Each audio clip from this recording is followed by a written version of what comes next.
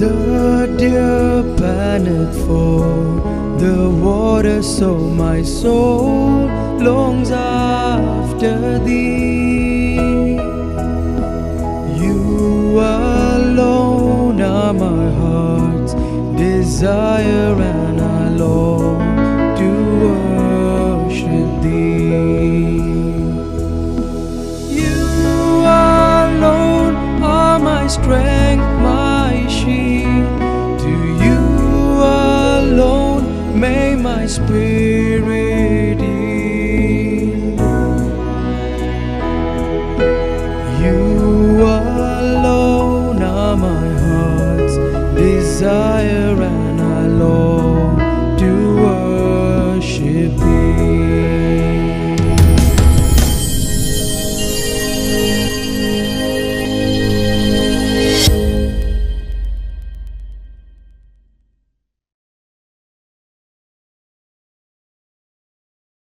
Hello friends, let us continue with the reflections on the books of Samuel.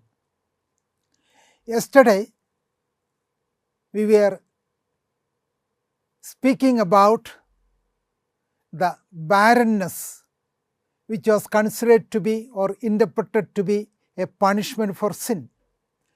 And we have seen that barrenness is not to be considered as a punishment, and that is the case with the case of Sarah, wife of Abraham, or Hannah, mother of Samuel, or Elizabeth, wife of Zechariah in New Testament.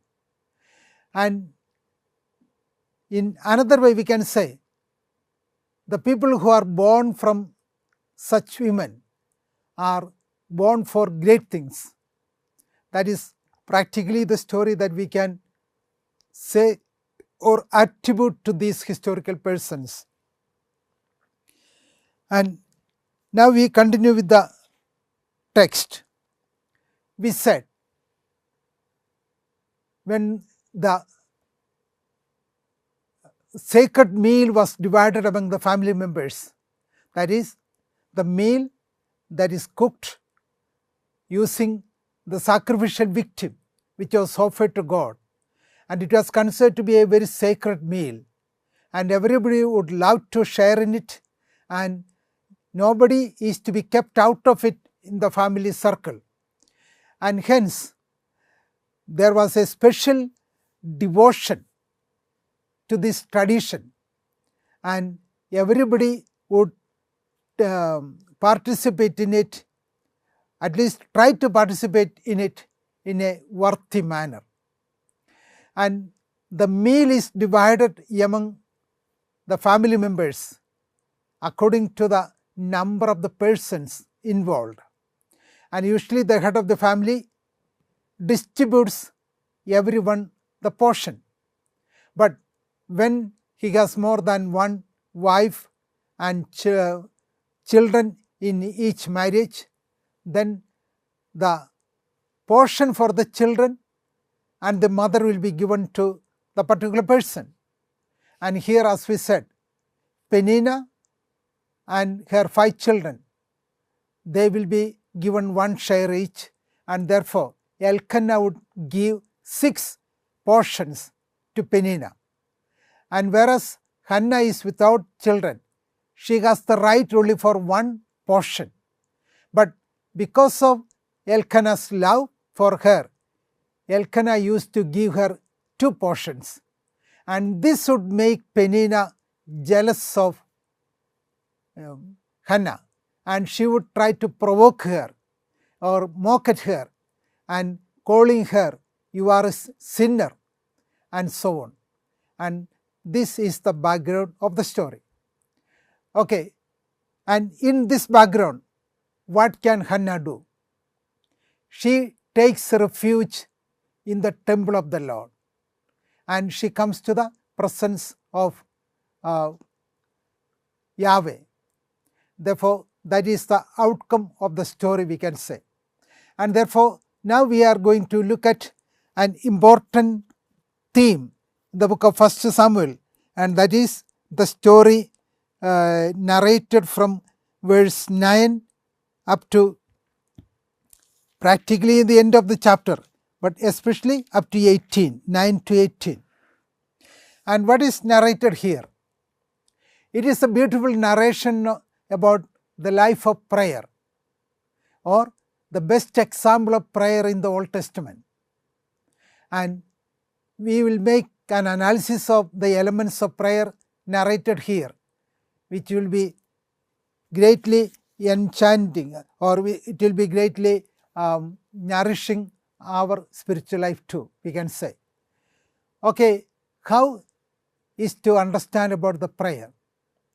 We know a lot of things about prayer, but here we find the woman Hannah praying, and all the necessary elements needed for a prayer are found in Hannah's prayer. And that is the reason why we say it is the most beautiful prayer that we find in the entire Old Testament. Okay, now let us look at the text. Verse 9. After they had eaten and drunk at Shiloh, Hannah rose and presented herself before the Lord. And sometimes we can say, Hannah may not have eaten, but she remained with others in their company. That is all. And that makes sense because it is a community meal, all the family, or the family meal we can say. And she remained there. Sometimes she refused to eat, but anyhow she is going to the temple to pray. And therefore here we find Hannah rose and presented herself before the Lord. Okay, what does it really mean? Hannah rose.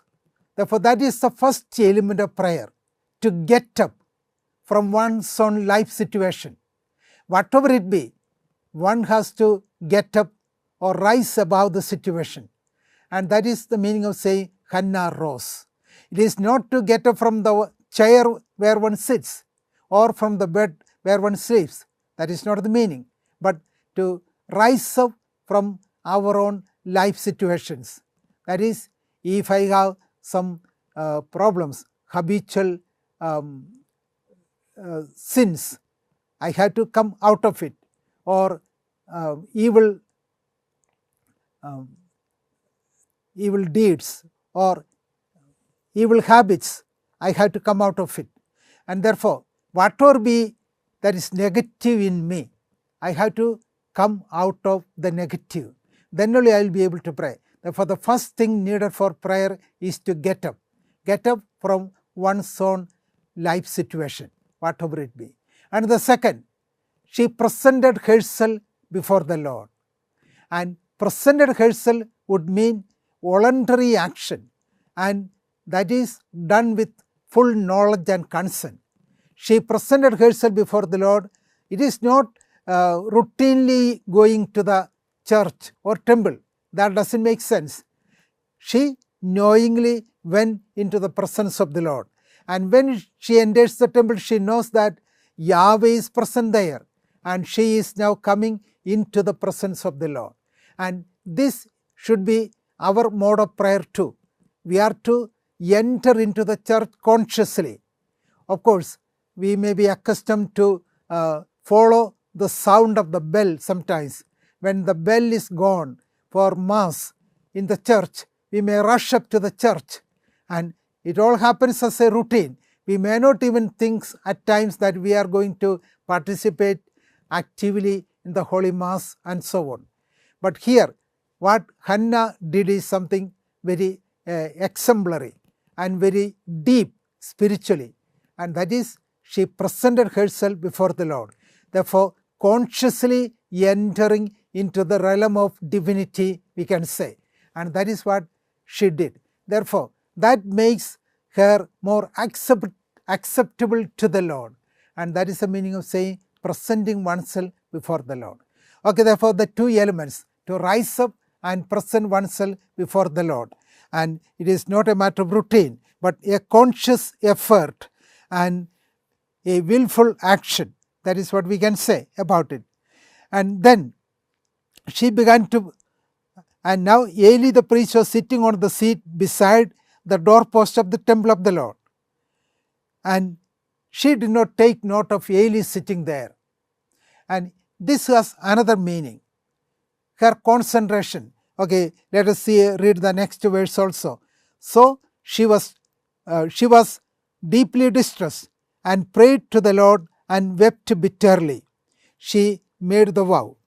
And therefore we can see she was deeply disturbed and prayed to the Lord and wept bitterly. So she prayed and she was praying with all earnestness and also concentration. And we can say she was pouring out her heart, because we will see later when Eli asked her, "What are you doing?" Then in verse 16, "I have been speaking out of my great anxiety and vexation all this time." And we will see that in verse 15, "I have been pouring out my heart before the Lord." Therefore, that was what she was doing. From all this, what we can say is this. First of all, she was deeply, therefore the third element, deep concentration in prayer.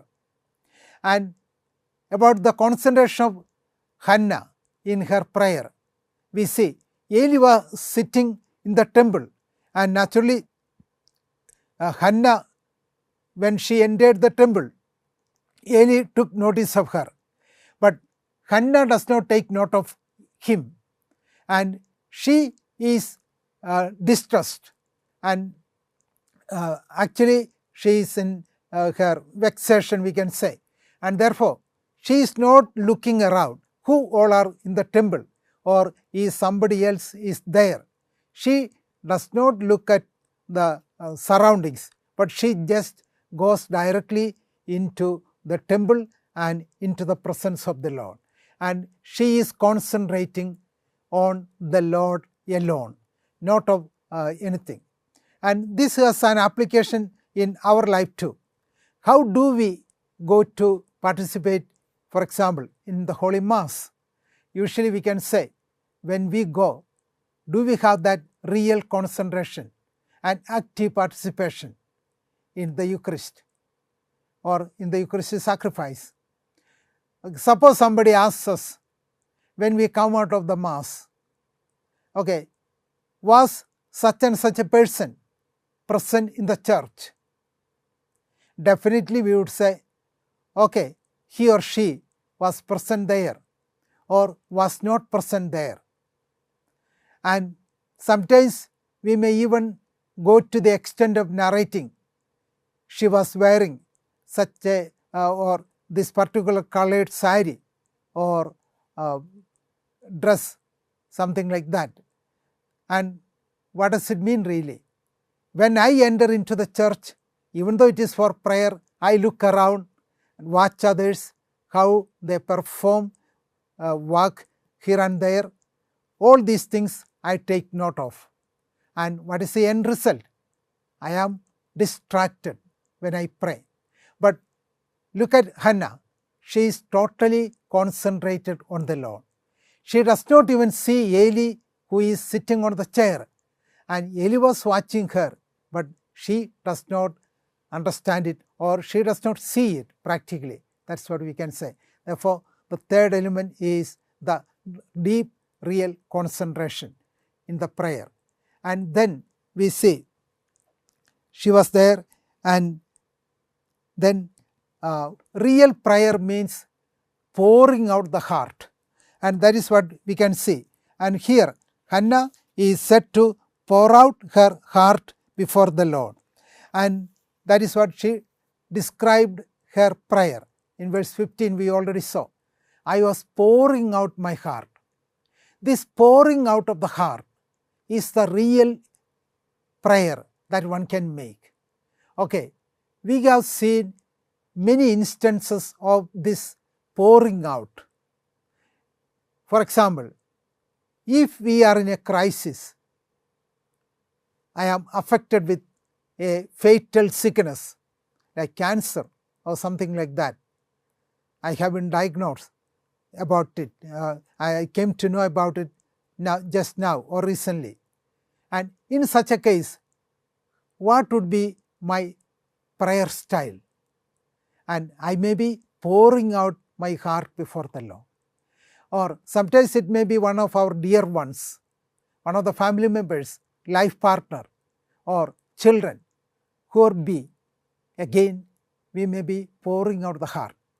And while we make such a pouring out of the heart, it can happen that we may raise our voices and may even begin to question God. Why this happened to me? Why, O Lord, you have allowed me to suffer to such an extent? Just take the case of the parents who lost the only son in an accident. And these parents, they were rather nice people, good people, doing whatever good they can for others and acceptable to people around them. Such nice guys.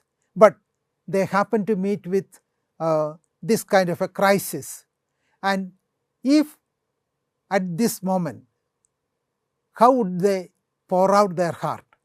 And naturally, they may be tempted to ask God or question God, why, O Lord, you are putting us to test? And they may be murmuring against God and so on. And this way of reaction, it may come often, especially in case of untimely death or unrestrained situations. And we are totally in a situation that we cannot control ourselves. In these moments, what is to be said? Are they praying without faith, or are they losing their faith in God? No, never. We will find similar instances described in the Bible, beautiful prayers, but just pouring out the heart as they feel or as it comes. Look at the example of Prophet Jeremiah. We will find the so-called confessions made by the prophet in Jeremiah chapter 15 and Jeremiah chapter 20. And there we will find the prophet is practically pouring out his heart. But in that pouring out, he is challenging, questioning God. Are you deceiving me? You are greater than me, more powerful than me, and therefore you have overpowered me. You have cheated me. You are like a deceitful brook. And that is the way, or waters that fail. That is the way Jeremiah speaks against Yahweh. And therefore, seemingly, it would be a blasphemous accusation. That is what we can say.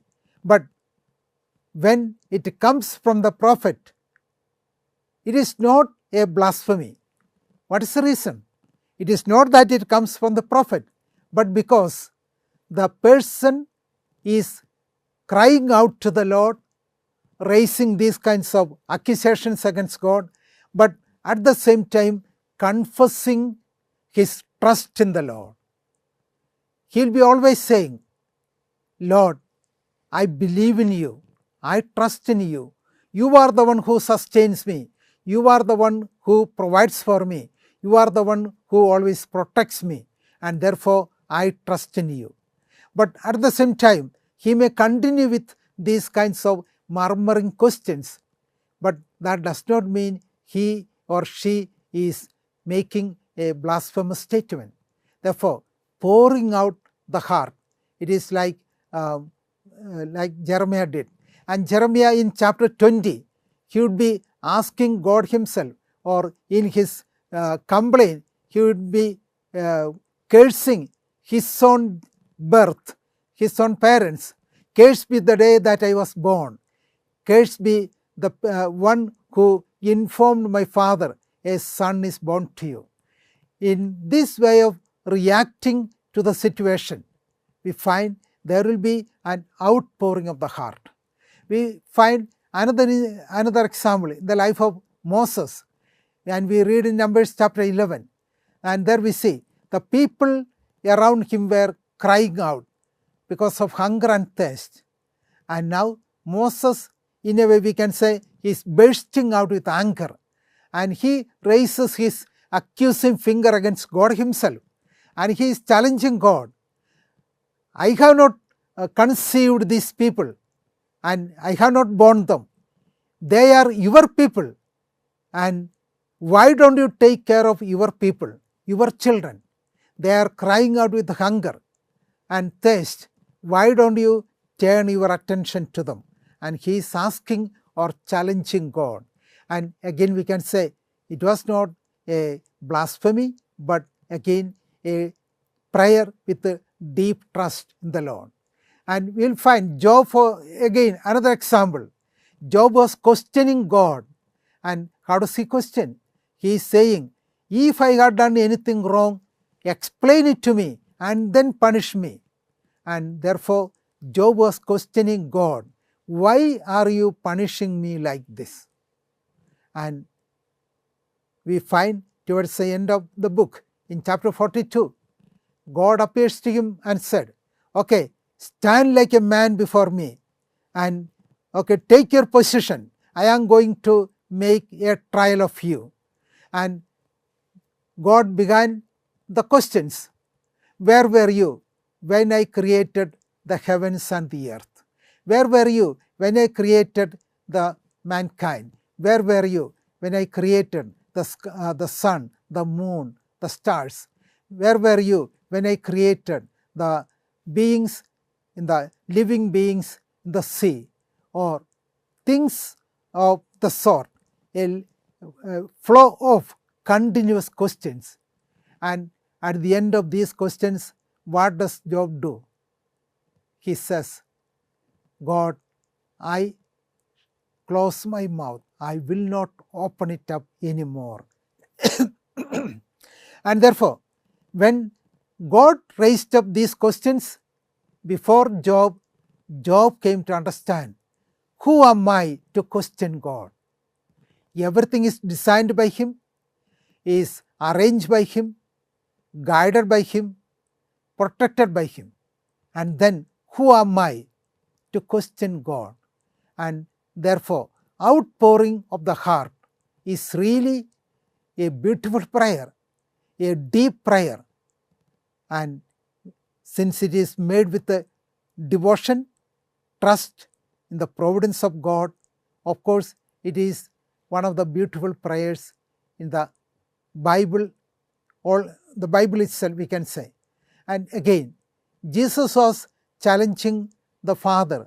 It was not challenging actually, but praying that the cup may pass away, but not my will, but thy will be done. Jesus' prayer. Jonah was desperate when God was testing him. We know the story. He was not ready to go to Nineveh and speak to the people, but then Jonah tried to escape from it, but Yahweh brought him back. And he went to speak. And Jonah sat down to see the destruction of Nineveh. We read the prophet Jonah. And then Lord decided not to destroy the city because the city was converted. The people became contrite. Hence, he did not destroy. This practically made Jonah angry, and he began to question God. And what's the reason? Jonah's words became vain. He announced within 40 days the city will be destroyed. But now God decides not to destroy the city. Why? The people are converted and they have come back to the Lord, and therefore they are spared. But Jonah now feels he had spoken and his words have become vain, and therefore he got angry with the Lord. The people will challenge him and would mock at him. You proclaim that the city of Nineveh will be destroyed, but where is the destruction? Therefore, you were speaking without any basis. It was not actually the revelation or the word of Yahweh. you found it out by yourself. And that was the way people would have commented about Jonah. And therefore, he was really irritated and angry because God decided not to destroy the city. And when Lord appears to him, Jonah makes his complaint. I knew that you were a God slow to anger, abounding in mercy, and rich in compassion. Therefore, because of these attributes, Jonah refused to go and preach because his words will become vain and people will be converted when he goes to them preaching about the will of God. And therefore, this is the situation that we find. And many a time we will find this kind of outpouring of the heart, which is the real prayer. And therefore, this is the fourth element, pouring out the heart before the Lord.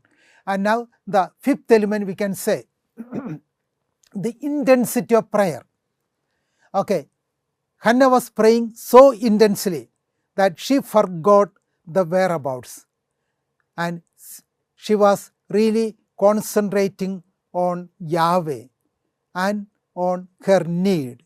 And this intensity and concentration can be explained like this: forgetting oneself, forgetting the surroundings, and immersed or being immersed in the Lord.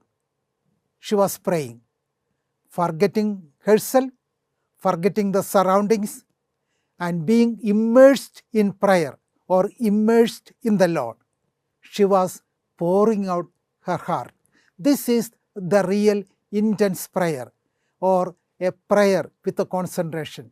And that is the way we can say they are going to make their prayer. And this kind of intense prayer, surely Yahweh will accept it, no doubt about it. And okay, and to explain further this concentration, we can say, when I am able to concentrate on the Lord, I will be able to see or enter into the realm of divinity a little bit further, or go deeper into the realm of divinity. And sometimes people would say, such a concentration, is it possible for us? Okay, intense concentration is possible, but we will have to pay the price. I just remember one story that was read in a book. Okay, it can be explained like this. A man who is living in a village, and he has his house in the middle of the paddy field.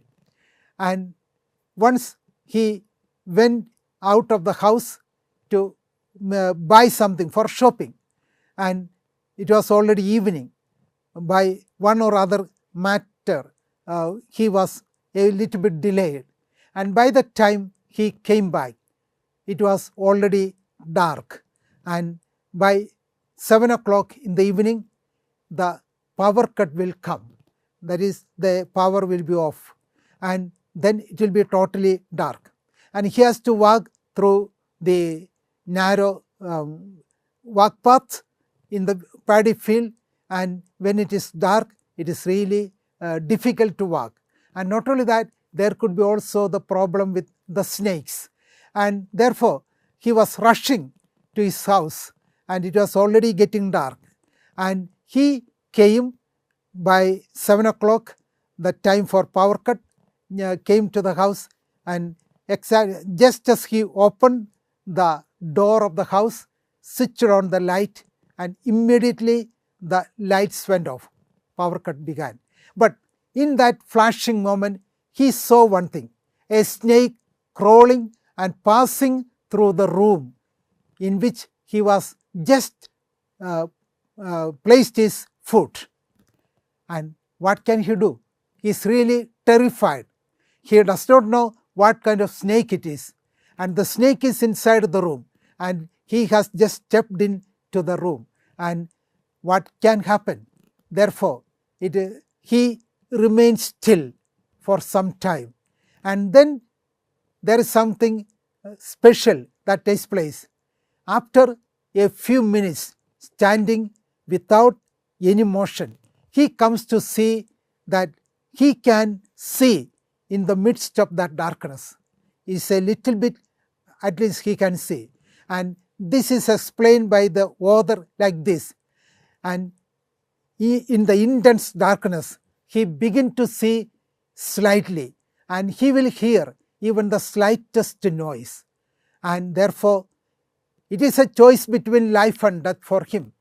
He concentrates himself to such an extent that he can hear the least of the noise, and he can see even in the midst of darkness. Okay, therefore this is what we can say about the concentration, and we will continue with the reflection tomorrow. Okay, thank you. Almighty God, we thank you for inspiring us to read your scriptures and to meditate upon them day and night. Relying on all your promises, we humbly implore that the words of scripture may also be not just signs on a page, but channels of grace into our hearts. Amen.